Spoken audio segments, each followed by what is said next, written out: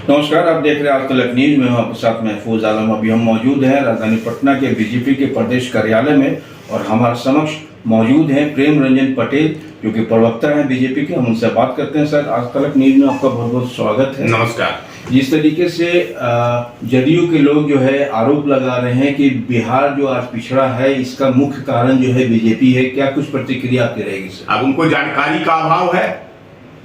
आरोप लगाना आसान होता है, लेकिन तथ्यों के साथ कैसे उन आरोपों को सिद्ध करना, पहले तो उनको पता होना चाहिए ना कि बिहार में सारे कुछ रहते हुए माइंस, मिनरल्स, खनिज संपदा, कल कारखाने, लेकिन बिहार को उपेक्षित रखा गया।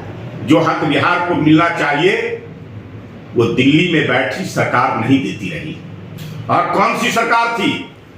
आजादी के बाद किनकी जो ऐसे दिल्ली पर काबिज रहे, किस पार्टी का कब्जा रहा, जिनके साथ आज जदयू के लोग गलवहियां डाल के बैठे हैं और उनके साथ राग में राग अलाप रहे हैं, उन्हीं लोगों की सरकार रही है।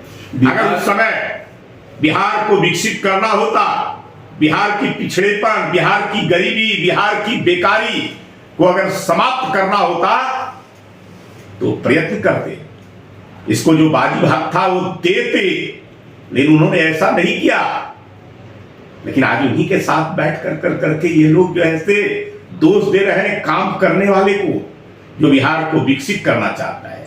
जिस तरीके से आप बेरोजगारी की बात कर रहे हैं, तो बिहार का सबसे बड़ा आज का जो समस्या है वो बेरोजगारी है। तो क्या नीतीश कुमार को यहाँ पे कुछ कल कारखाने का व्यवस्था नहीं करना चाहिए जिससे बेरोजगारी कम हो? निश्चित तौर पे लालू की शासन में जो कल कारखाने थे वह भी समाप्त हो गए थे, बंद हो गए थे।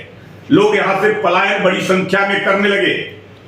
लेकिन बिहार की जनता ने एनडीए की सरकार बनाई, उसके मुखिया नीतीश कुमार बने।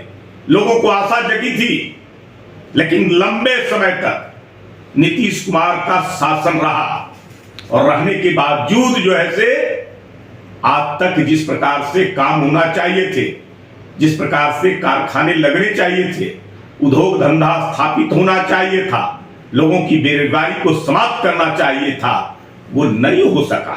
मैं तो कहता हूं कि गोल्डन पीरियड 5 से 10 और 10 के बाद नीतीश कुमार का एरोगेंसी ने इस बिहार को जो ऐसे डुबा दिया। क्या लगता है बीजेपी के शासनकाल में बेरोजगारी दूर होगी? जो आशाएं जगी थी उस आशा पर पानी फेरने का काम नीतीश कुमार ने भारतीय जनता पार्टी के साथ गठबंधन से तोड़ने का काम किया। बहुत अच्छा सौभाग्य मिला था कि 14 में दिल्ली में एनडीए की सरकार बन गई, प्रधानमंत्री नरेंद्र मोदी जी बन गए, जिनकी विशेष नजरें बिहार के ऊपर थी और वो बिहार की बेकारी को समाप्त करना चाहते थे, बेरोजगारी को समाप्त करना चाहते थे, बिहार के पिछड़ेपन को दूर करना चाहते थे, बिहार की गरीबी को समाप्त करना चाहते थे।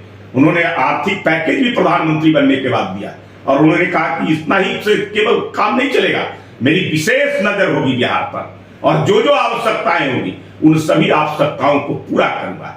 लेकिन नीतीश कुमार, जिन लोगों ने बिहार का बेड़ा गर्क किया, बिहार को पीछे ढकेलने का काम किया, बिहार के साथ नाइंसाफी करने का काम किया, बिहार को जो बाजी भाग था वो नहीं दिया, आज उसी के साथ बैठ कर करके और केवल राजनीतिक मुद्दे की तलाश कर रहे हैं। बस इतना ही उनका काम रह गया, कुर्सी बचाना। बिहार से कोई मतलब नहीं रह गया। पिछले कई दिनों से देखा जा रहा है कि माननीय मुख्यमंत्री जो नीतीश कुमार हैं वो उल जुलूल बयान देते हुए नजर आ रहे हैं। क्या कुछ प्रतिक्रिया आपकी रहेगी? अब वो दबाव में है नीतीश कुमार। किसके दबाव में? जहां है, जिन लोगों के साथ है, वो चलने नहीं देता है। सार्वजनिक तौर पे तब तो अपने मंत्री को कहते हैं कि मेरी बात सुनिए, आप दूसरे के बातों पर मत रहिए। काम हम ही किए हैं 2005 के बाद, पहले कुछ बिहार में नहीं था। तो इस बात से ये पता चल जाता है कि नीतीश कुमार कितने दबाव में है। उनके ऊपर कुर्सी छोड़ने का दबाव है। उनके अधिकारी अब उनकी बात नहीं सुनते हैं। लग रहा है उन लोगों को कि मंत्री नहीं सुनते हैं, अधिकारी नहीं सुनते हैं, कि नीतीश कुमार अब कमजोर हो गए हैं और दिन गिन रहे हैं।